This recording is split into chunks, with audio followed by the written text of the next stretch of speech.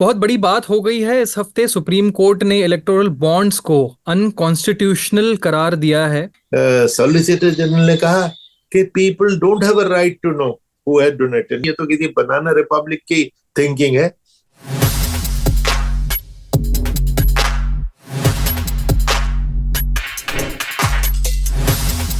एक जनता से सीक्रेट रखा जाएगा किसने किसको क्या पैसे दिया, फंड कहां से आ रहे हैं, क्रोनी कैपिटलिज्म कैसे हो रहा है, कौन सरकार चला रहा है। जो पार्टियां जो कोर्ट में जाएंगी, एकदम आपको और मुझे उससे क्या इंप्रेशन होगा, उसका पता मतलब हुआ कि उसकी चोर की दाढ़ी में तिनका। जैसे ही कोर्ट में गया, कोर्ट ने फौरन कॉग्निजेंस लेके उसकी तारीख लगानी थी। किसी एक जर्नलिस्ट को 12:30 बजे रात को बेल तो दे सकते हैं आप।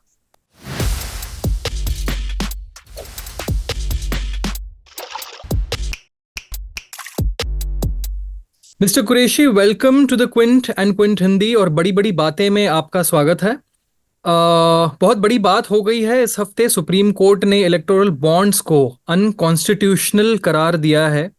आप काफी टाइम से एक आवाज उठा रहे थे इलेक्टोरल बॉन्ड्स के खिलाफ। सुप्रीम कोर्ट का नतीजा आने पर आपकी पहली प्रतिक्रिया क्या थी कल? बहुत ही खुशी की रिएक्शन था। मैंने उस पर ट्वीट भी किया था। ये हिस्टोरिक जजमेंट है, landmark judgment for democracy, because democracy में ट्रांसपेरेंसी बहुत जरूरी है। और ट्रांसपेरेंसी ही को चोट पहुंची थी इस स्कीम के जरिए। जब ये स्कीम इंट्रोड्यूस की गई थी, ये बजट के जरिए की गई थी, जो अपनी जगह अनयूजुअल है।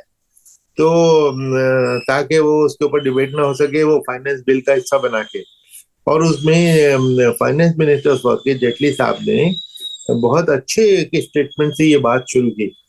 उन्होंने कहा कि ट्रांसपेरेंसी और पॉलिटिकल फंडिंग के बिना फ्री एंड फेयर इलेक्शन हो ही नहीं सकते। नॉर्मल एक्सपेक्टेशन ये होगी कि तीसरा सेंटेंस ये होगा कि आप चूंकि ये इसके बिना free and fair election possible नहीं है, तो लॉ में ट्रांसपेरेंसी लेके आता हूँ। लेकिन जो वो लेके आए वो बिल्कुल ऑपोजिट था। जितनी भी ट्रांसपेरेंसी उस वक्त मौजूद थी वो खत्म कर दी गई एक स्ट्रोक से। क्या थी उस वक्त की ट्रांसपेरेंसी? कि हर डोनेशन 20,000 रुपए से ज्यादा का डोनर को इलेक्शन कमीशन को बताना पड़ता था, और इलेक्शन कमीशन उसके ऊपर एक सर्टिफिकेट देता था, जिसके बाद इनकम टैक्स उसको टैक्स रिलीफ देता था, ओनली इलेक्शन कमीशन के सर्टिफिकेट के बाद। तो कहाँ 20,000 रुपए डिस्क्लोज होते थे, कहाँ इस नई स्कीम में बॉन्ड में कि चाहे 2 करोड़ हो, 20 करोड़ हो, 200 करोड़ हो, किसी को नहीं पता लगेगा ना। ये और इसके लिए जो रीजन दिया गया वो भी बड़ा अजीब सा था कि जी डोनर जो है वो सीक्रेसी चाहता है। हो सकता है चाहता हो, लेकिन हम जानना चाहते हैं कि वो सीक्रेसी क्यों चाहता है। हमें मालूम है वो क्यों चाहता है। क्योंकि जब वो पैसे देगा, क्योंकि जैसे कि कहावत है कि there is no free lunch. इस पे मेरे दो सवाल हैं। 70 साल से इस स्कीम से पहले डोनर डोनेट करता ही था, इलेक्शन होते ही थे, सरकारें बनती थी, गिरती थी, तो कभी कोई प्रॉब्लम नहीं महसूस नहीं हुई। और डोनर भी चूंकि होशियार है, वो सभी पार्टी को देते। जो बल्कि कई केसेस में तो आमने सामने जो दोनों कैंडिडेट हैं, दोनों को वही डोनर लड़वा रहा होता है कि भाई तुम में से जो भी जीत के आ जाए कोई बात नहीं, मेरा आदमी। तो ऐसी सूरत में ये सीक्रेसी का जो वो था कि उनके साथ बदला लिया जाता है। Briefly, what were the key arguments of the government that the Supreme Court refused to accept? Basically यही था कि जो डोनर के सीक्रेसी चाहता है, क्योंकि उसको ये डर लगता है कि भाई अगर मैंने किसी पार्टी ए को नहीं देके पार्टी बी को दे दिया तो पार्टी ए मुझे सजा देगी, मुझे नुकसान पहुंचाएगी। बेसिकली तो यही कहा था। और उसके के अलावा जो in the course of the argument, solicitor general ने कहा कि people don't have a right to know who had donated. Now ये राइट टू नो जनता को नहीं है, तो ये तो मुझे तो बड़ा ऑफेंसिव लगा। ये एक largest democracy of the world के लिए तो मुनासिब नहीं है। ये तो किसी बनाना रिपब्लिक की थिंकिंग है कि जनता से सीक्रेट रखा जाएगा किसने किसको क्या पैसे दिया, फंड कहाँ से आ रहे हैं, क्रोनी कैपिटलिज्म कैसे हो रहा है, कौन सरकार चला रहा है, फॉरेन मनी आ रही है, क्या आ रही है, ये जनता को ना पता लगे। ये सॉलिसिटर जनरल साहब ने आर्ग्यूमेंट की। इसके अलावा अटॉर्नी जनरल ने भी ये कहा कि राइट टू इंफॉर्मेशन जिसको सुप्रीम कोर्ट ने अफोर्ड किया, कि इस पे भी रीजनेबल रिस्ट्रिक्शन ना, कॉन्स्टिट्यूशन में लिखा है कि this right is subject to reasonable restriction. पर वो रीजनेबल रिस्ट्रिक्शन जो है वो नेशनल सिक्योरिटी है। इस किस्म के किसी को क्विड प्रो ना पता लग जाए, ये रीजनेबल रिस्ट्रिक्शन मानेंगे इसको?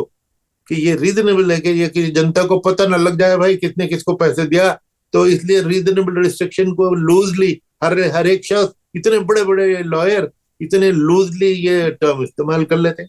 सुप्रीम कोर्ट ने कहा कि इलेक्टोरल बॉन्ड्स असंवैधानिक थे, दे वर अनकॉन्स्टिट्यूशनल। तो डज दैट मीन कि जो पार्टीज को फंडिंग्स आई हैं, करीब 16,000 करोड़ की फंडिंग्स पिछले 6 सालों में जब से इलेक्टोरल बॉन्ड्स आए हैं, विविध पार्टियों को आई हैं, does that morally make all that usage of by the parties unconstitutional? नहीं, मेरे ख्याल से ये उस हद तक तो नहीं जाना चाहिए, क्योंकि देखिए डोनेशन तो पहले भी होते थे, अभी भी होते हैं, आगे भी होंगे। ओनली उसकी की जो सीक्रेसी है उसको हटाया गया है, कि ये नहीं कि डोनेट आप नहीं कर सकते। Donation itself is illegal, donation itself is not illegal, donation को छुपाना इलीगल है। तो कोर्ट ने यही कहा कि भाई स्टेट बैंक से कि जो अभी सब पेंडिंग है उसको तो खैर कैंसिल करो, आगे स्कीम फ्रीज करो, और जो पिछले 2-2.5 साल में जो जिसने जिसको दिया है वो दोनों की, लेने वाले की और देने वाले की लिस्ट इलेक्शन कमीशन को दो, जो 6 मार्च तक और 13 मार्च तक इलेक्शन कमीशन उसको वेबसाइट पे डालेगी, सबको पता लग जाएगा। उस वक्त एक्चुअली प्रॉब्लम शुरू होगी कि जब लोग एनालिसिस करना शुरू करेंगे, देखना चाहेंगे कि भाई कौन कौन सी ऑर्गेनाइजेशन है जिन जो अंडर इन्वेस्टिगेशन थी, तो उन्होंने पैसे दे दिए पार्टी को, और तो वो इन्वेस्टिगेशन दबा दी गई। क्या क्या क्विड प्रो को जिसको कहते हैं बदला, उसके बदले उनको क्या मिला, ये सारी चीजें एक्सपोज होने का डर होगा। तो जिस वजह से खलबली मची हुई। जैसा कि आपने कहा, it is a very risky thing for the government and all the political parties to be revealed who gave how much to whom at what point and when. Do you think the government will try to block this? सरकार की power में है to counter this in the court or try any other way to try to block it from becoming public? नहीं, देखिए इसमें दो बातें कि एक तो किसने किस कॉर्पोरेट ने किस पार्टी को दिया, इस पे किसी को कोई इतराज नहीं है। आप 100 करोड़ दो, 1000 करोड़ दो, लेकिन डंके की चोट दो, पब्लिकली पब्लिक नॉलेज में दो कि ये तो जिन लोगों ने पिछले 6 साल में पैसा दिया, उन वो तो उन्होंने इस इंप्रेशन में कि जो जब दे रहे हैं ये सीक्रेट रखा जाएगा, और अब वो जो आउट होगा तो उनके लिए तो बड़ी एम्बेरसमेंट होगी। तो इस वजह से वो शायद कोर्ट में जा सकते, हो सकता है जाए, हो सकता है कामयाब हो जाए इसमें कि भाई सुप्रीम कोर्ट इतना ऑर्डर में तो तब्दीली कर दे कि भाई चलो इसका इफेक्ट पीछे का छोड़ देते हैं, आगे ना करना। लेकिन ये जरूर है कि जो पार्टियां जो कोर्ट में जाएंगी, एकदम आपको और मुझे उससे क्या इंप्रेशन होगा कि कोई पार्टी गई कि साहब ये सब मैंने कितने पैसे दिए, ये पब्लिक को क्यों बताया जा रहा है, उसका पता मतलब हुआ कि उसकी चोर की दाढ़ी में तिनका, वो क्यों छुपाना चाह रहा है भाई, उसका कोर्ट में जाना इटसेल्फ इज चोर की दाढ़ी में तिनका। अगर इलेक्टोरल बॉन्ड्स इस हद तक असंवैधानिक थे कि सुप्रीम कोर्ट को उन्हें पूरी तरह से खारिज करना पड़ा, how did they come into being in the first place? What kind of acts were amended for it before they could actually be made legal at that point? नहीं, देखिए ना, उसमें एक्चुअली बहुत ज्यादा चालाकियां की गई थी। सबसे पहले तो इलेक्टोरल बॉन्ड को इंट्रोड्यूस करना बजट स्पीच के जरिए, क्योंकि आपको मालूम है कि बजट जो है, मनी बिल है, वो सिर्फ लोकसभा में होता है, राज्यसभा में जाता नहीं। कि उसके साथ बहुत सारे एक्ट और अमेंड कर दिए गए। कंपनी एक्ट में सेक्शन 182 में यह है कि या 183 कि आप वहां के जो शेयर होल्डर्स हैं उनको पता होना चाहिए कि उनकी कंपनी किस पे क्या खर्चा कर रही है, अगर किसी को डोनेशन दे रही है तो किसको दिया है, क्यों दिया है। तो वो डोनर का वो राइट इन्होंने, जो शेयर होल्डर का वो राइट छीन दिया, उसको बदल दिया। तीसरी चीज जो बड़ी एक इम्पोर्टेंट थी कि अगेन कंपनी एक्ट में कि 7%, 7% से ज्यादा प्रॉफिट जो पिछले 3 साल का है उससे ज्यादा आप डोनेशन नहीं दे सकते। उसको 7 से बढ़ा के 15, 15 से बढ़ा के 25 नहीं, हटा दिया टोटली। आप 100% प्रॉफिट भी पॉलिटिकल पार्टी को दे दीजिए। और अगर आप प्रॉफिट में नहीं भी चल रहे हैं, घाटे की कंपनी है, तो आप घाटे के बावजूद भी कंपनियों को दे सकते हैं। तो कितनी इसमें शेल कंपनीज, तो बोगस कंपनीज बनी होंगी जिनका काम ही सिर्फ सरकार चलाना, पॉलिटिकल फंडिंग करना। या फिर एक और था फॉरेन कंट्रीब्यूशन रेगुलेशन एक्ट, उसमें foreign donation was totally band, कोई नहीं ले सकता था। तो उसको उसको भी हटा दिया गया। फॉरेन पैसा भी आया और हमें पता भी नहीं लगे कि कौन सी कंट्री हमारा इलेक्शन चला रही है। और ये कोई इमेजिनरी फियर नहीं है। What do you think the election commission could have done more? Do you think the election commission did as much as it could? आपको लगता है पर्याप्त इसके खिलाफ एक आवाज उठाई गई इलेक्शन कमीशन की तरफ से? जी बिल्कुल बिल्कुल। इलेक्शन कमीशन ने 2017 में ही बहुत ही स्ट्रांगली वर्डेड लेटर लिखा था लॉ मिनिस्ट्री को कि साहब ये तो ट्रांसपेरेंसी खत्म हो जाएगी, कितने इलीगल मनी ट्रांजैक्शन होगी, इसके खतरनाक सारे इम्प्लीकेशन। इलेक्शन कमीशन ने तो खुद लेटर लिखा था। लेकिन हैरानी की बात यह है कि 3 साल बाद उसी कोर्ट में इलेक्शन कमीशन ने अपनी पलटी मार दी कि साहब ये तो जो वो सिस्टम है, जो इलेक्ट्रल बॉन्ड अच्छा है, और तो भाई ये पहले अच्छा था कि ये अब अच्छा है, ये स्टैंड क्यों चेंज हुआ। इलेक्शन कमीशन और रिजर्व बैंक ने भी बहुत सख्ती से इसकी को अपोज किया था। उन्होंने भी पलटी मारी बाद में, तो के साहब नहीं नहीं ये इलेक्ट्रल बॉन्ड ही अच्छा है।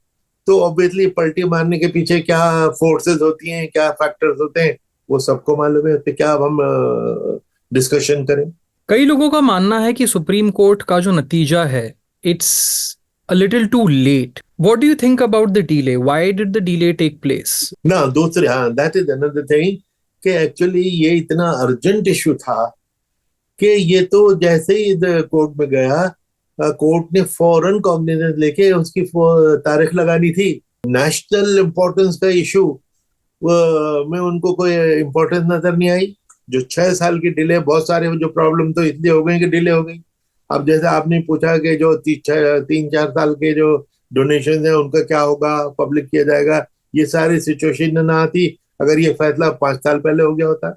आपको लगता है इलेक्टोरल बॉन्ड्स पूरी तरह से सीक्रेटिव या सिक्योर थे? क्योंकि क्विंट की इन्वेस्टिगेशन में हमें पता चला था that there is secret alphanumeric code which is there above the bar code in every electoral bond, जो you can't see with naked eye. Can you say that the electoral bonds were completely secure and secretive? नहीं exactly, बल्कि ये one of the problem against electoral bond यही थी कि आपको और मुझे तो पता नहीं कि किसने किसको दिया, लेकिन स्टेट बैंक को तो पता है। और अगर स्टेट बैंक को पता है तो सरकार को पता है। आपके हिसाब से एक आइडियल इलेक्टोरल फंडिंग की प्रोसेस क्या होनी चाहिए? मेरे ख्याल से मैंने शायद अभी जिक्र किया कि जो नेशनल इलेक्शन फंड अगर बना दें तो, और उसमें सारी पार्टी जो सर डोनर है उसमें उनको डोनेशन दे दें, और उसके ऊपर उनको इनकम टैक्स रिलीफ मिलेगा। इनकम टैक्स रिलीफ की वजह से लोग डोनेशन देंगे। और दूसरे बड़ी बड़ी कंपनियां जो हैं वो डेमोक्रेसी में इंटरेस्टेड होते हैं, डेमोक्रेसी के सक्सेस के लिए डोनेशन देने में उनको अच्छी डिजायर होती है। तो नेशनल इलेक्शन मैं फला पार्टी को दूं तो सरकार मुझसे नाराज हो जाएगी, लेकिन मैं उस इलेक्शन फंड में डाल दूं तो वो तो मैं, उससे तो कोई नाराज होने का सवाल नहीं है। और उस बांटने का फॉर्मूला जो है वो बड़ा केयरफुली बनाया जाना चाहिए कि उन्होंने कितने वोट पाए। हर वोट पे अगर हम 100 रुपए दे दें तो क्या ये काफी, और प्राइवेट फंडिंग फिर सब बंद कर दें ना। उस पे एक सवाल होता है कि क्या ये 100 रुपए के हिसाब से जो देने की बात हो रही है तो ये क्या काफी होंगे। देखिए पिछले इलेक्शन में 67 करोड़ वोट पड़े थे। 100 रुपए के हिसाब से 6,700 करोड़ रुपए हो गए। ये 6,700 करोड़ रुपए पार्टीज में बांट दीजिए उस प्रोपोर्शन में जिसमें उनको वोट मिले। आपने कहा कि सुप्रीम कोर्ट में एक faith is wavering with time, you said that in the past, but the same is also said about the election commission. Do you think this verdict of the Supreme Court might help the election commission to change that perspective to an extent? Well I don't know, I hope so. But आपने बात ठीक कही कि जैसे मेरा faith भी election commission में, sorry, supreme court में, कि 7 साल ये चीज अगर नेशनल इंपॉर्टेंस की नहीं है तो क्या चीज नेशनल इंपॉर्टेंस की है? किसी एक जर्नलिस्ट को 12:30 बजे रात को बेल तो दे सकते हैं आप, लेकिन नेशनल इंपॉर्टेंस की चीज जिसमें, बिकॉज देखिए मैंने कई बार कहा है कि इलेक्शन में जो खर्चा होता है, corruption in election is the mother of all corruption in the country.